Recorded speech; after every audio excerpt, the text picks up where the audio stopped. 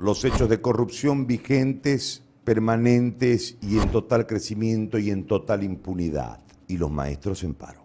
Todo ese escenario y los hospitales sin médicos. Todo este escenario y asaltan en la calle. Todo este escenario, no hay fuentes laborales. Todo este escenario y en contraste no hay plata. La realidad es que no hay cómo estudie tu hijo, viejo, porque no hay profesores. La realidad es que si te pica un mosquito, se acabó la historia, te podés morir porque no hay médicos, si no hay espacio donde te internen. La realidad es que cuida tu trabajo, porque si te quedas sin trabajo no vas a conseguir trabajo. La realidad es que no salgas mucho a la calle porque en cualquier parte de la ciudad te van a asaltar. La realidad es que tenés que cuidar y administrar de buena manera los pocos recursos que tenés, porque si no te vas a quedar sin plata. La realidad es que tenés que andar con muchísimo cuidado porque cualquiera te puede abusar, un policía, un fiscal, un juez. Y no importa si tenés la razón o no tenés la razón, o razonan por poder político o razonan por plata, esos tres entes de corrupción absoluta que someten al pueblo boliviano, policía, fiscalía y sistema judicial. Estas cosas tienen riesgo de perder su libertad, de que le mancillen su dignidad, de que lo quieran cotejar con los ladrones corruptos, clan de delincuentes que en este momento administran esta ciudad. Les voy a contar un caso. El 19 de diciembre, una funcionaria del Consejo Municipal que hasta el momento tenemos identificada, pero que en el caso en cuestión no está identificada, se apersona a la Fuerza Especial de Lucha contra el Crimen y denuncia, o de la corrupción, denuncia que ella ingresó a trabajar al Consejo Municipal por la campaña de comunidad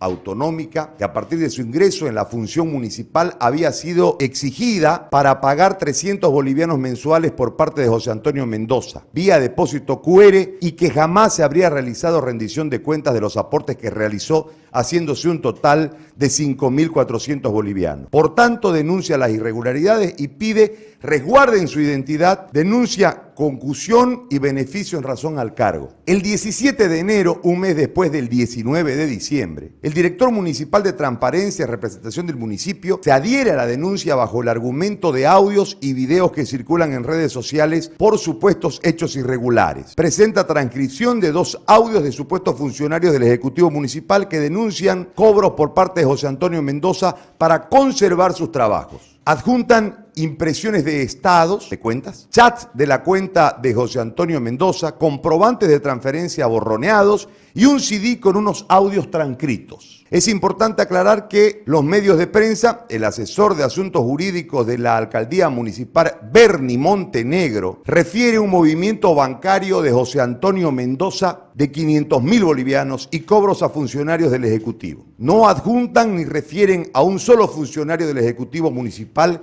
en calidad de testigo de esta denuncia de manera clara, expresa y puntual. Movimiento bancario de José Antonio Mendoza no supera los 10.000 bolivianos mensuales. El mismo 15 de febrero del 2022, un día antes de la ilegal aprehensión de José Antonio Mendoza, y sin ni una sola notificación a José Antonio Mendoza, se recibe la declaración de la ciudadana Jessica Sulzer, quien indica que ella habló con el concejal Vidaurre sobre esta situación. Afirma que los dineros eran dirigidos al concejal Juan Carlos Medrano y a Gary Áñez. Declara que hay más víctimas y nombran a funcionarios Marlene Sánchez, Darlin Leaño, Luana Chávez y Jorge Arias. Indica que el doctor Arias y ella fueron retirados por no estar de acuerdo y por no aceptar la presión de José Antonio Mendoza para el depósito de estos dineros. Reconoce que nunca dio dinero. Dice que se extorsionaba, que José Antonio extorsionaba plata para Medrano y para mí. Y dice que los funcionarios que pueden ser testigos de esto son Marlene Sánchez, Darlin Leaño, Luana Chávez y Jorge Arias. Pero sin embargo ella nunca dio. Las personas mencionadas no fueron convocadas a declarar y no se realizaron diligencias en ese tenor. En fecha 16 de febrero se ejecutaron 2 allanamientos, uno a la oficina de José Antonio Mendoza y otro a la cooperativa Jesús Nazareno.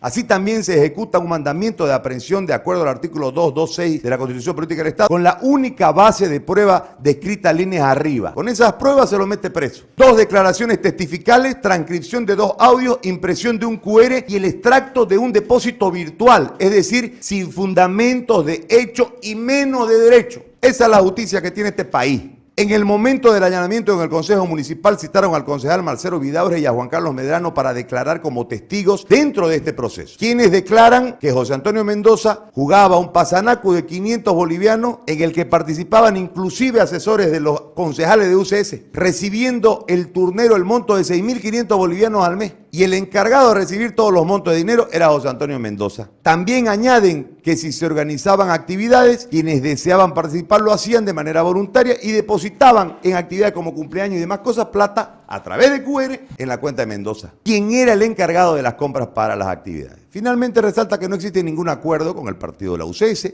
menos personas con su aval trabajando en el Consejo Municipal. En la Fuerza Especial de Lucha contra la Corrupción, sin resolución de incomunicación, se mantiene incomunicado a José Antonio Mendoza por más de 10 horas ilegalmente y no se permite el acceso al cuaderno de investigaciones porque lo estaban haciendo. La audiencia cautelar se lleva a cabo el día sábado 18 de febrero a las 3 de la tarde a cargo del juez de turno Primo Flores. En la audiencia cautelar, el juez revela los nombres de ambas personas, Renzo Ledesma y Stephanie Llaveta, que supuestamente realizaron los audios, esos que publicó en su momento el cretino de Montenegro. Por su parte, el Gobierno Autónomo Municipal de Santa Cruz hace referencia a la peligrosidad del demandado y la posibilidad de huir, entorpecer la investigación o tomar represalias con los denunciantes. En el desarrollo de la investigación se tienen las declaraciones testificales de Luana Chávez, Darlene Leáñez, quienes de manera clara refutan cualquier abuso de poder. Añaden que sí hicieron depósitos a la cuenta de José Antonio Mendoza, fue voluntario